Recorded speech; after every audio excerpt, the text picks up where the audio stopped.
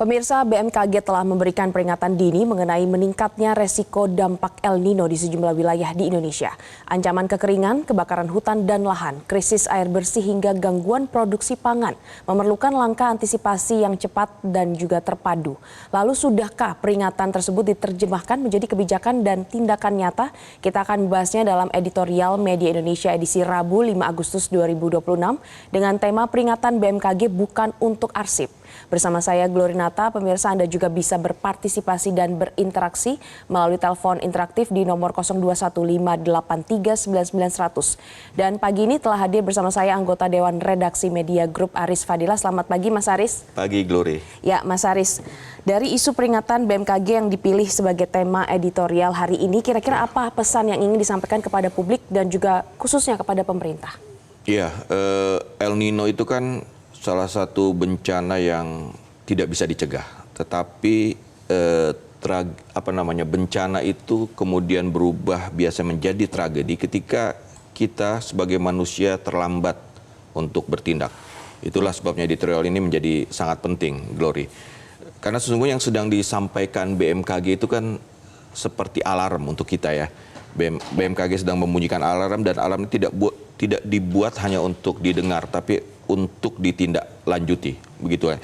Begitu pula dengan El Nino. Fenomena ini bukan sekedar membuat cuaca menjadi lebih panas, itu kan bisa sungai mengering, waduk juga kering, tanah mengering, pepohonan berubah menjadi istilahnya bahan bakar yang bisa memicu kebakaran hutan.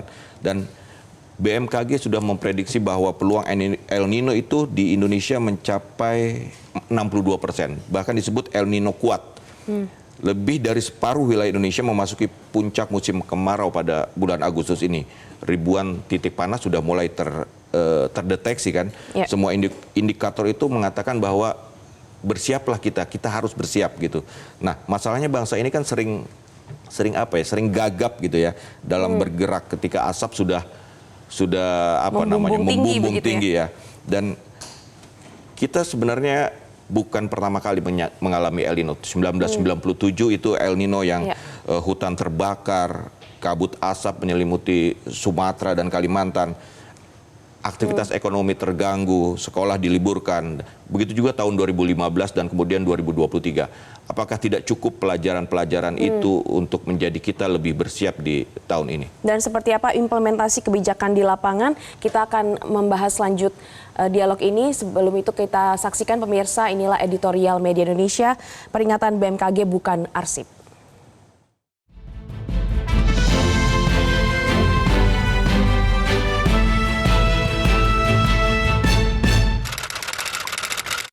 Peringatan BMKG bukan untuk arsip.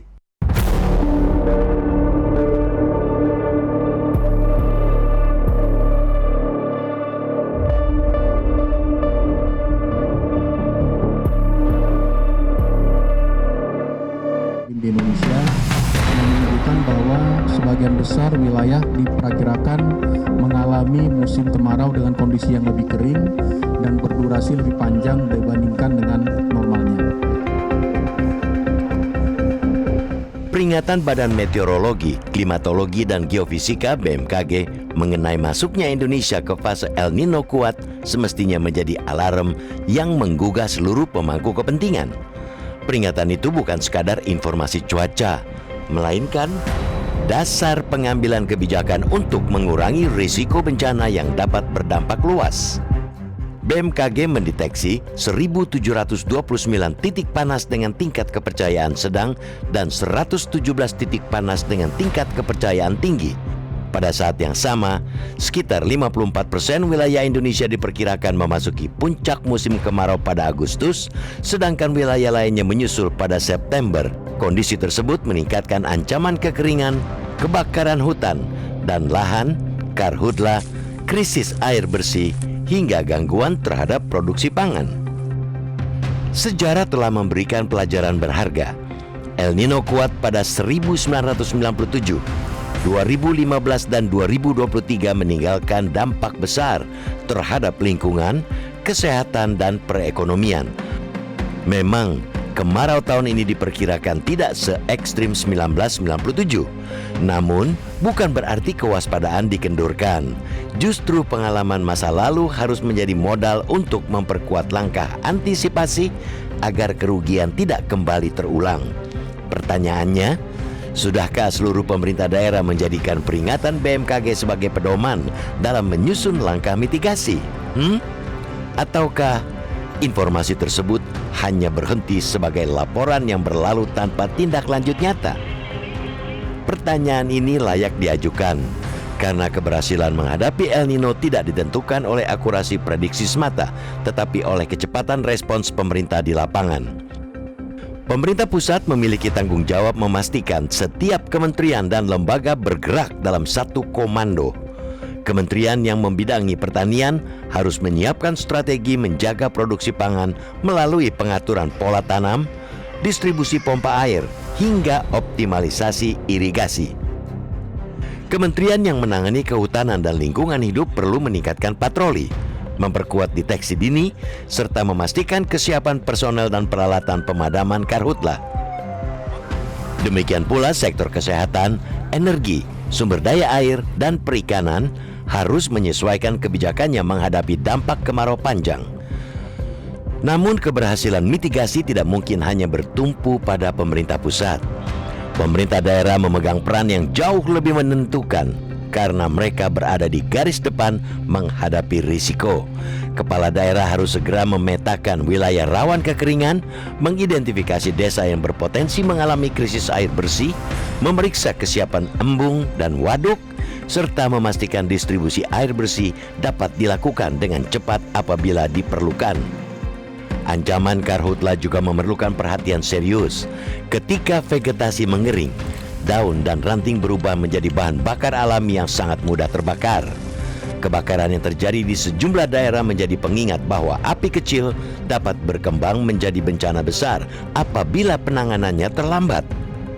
Pencegahan jauh lebih murah jika dibandingkan dengan pemadaman.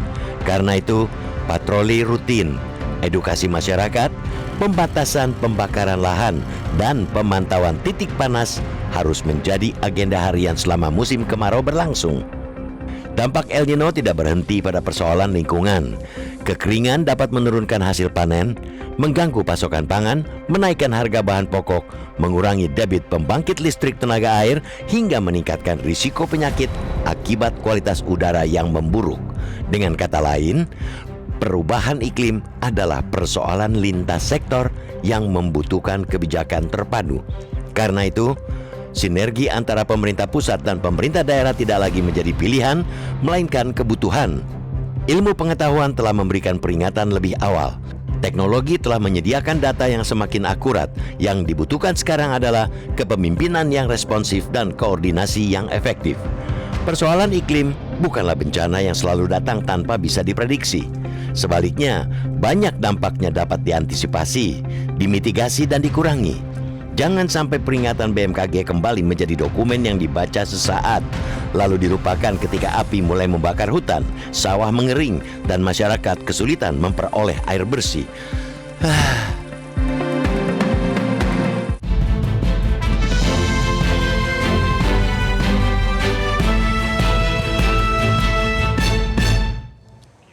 Pemirsa, kami harus jeda terlebih dahulu, tetaplah bersama kami.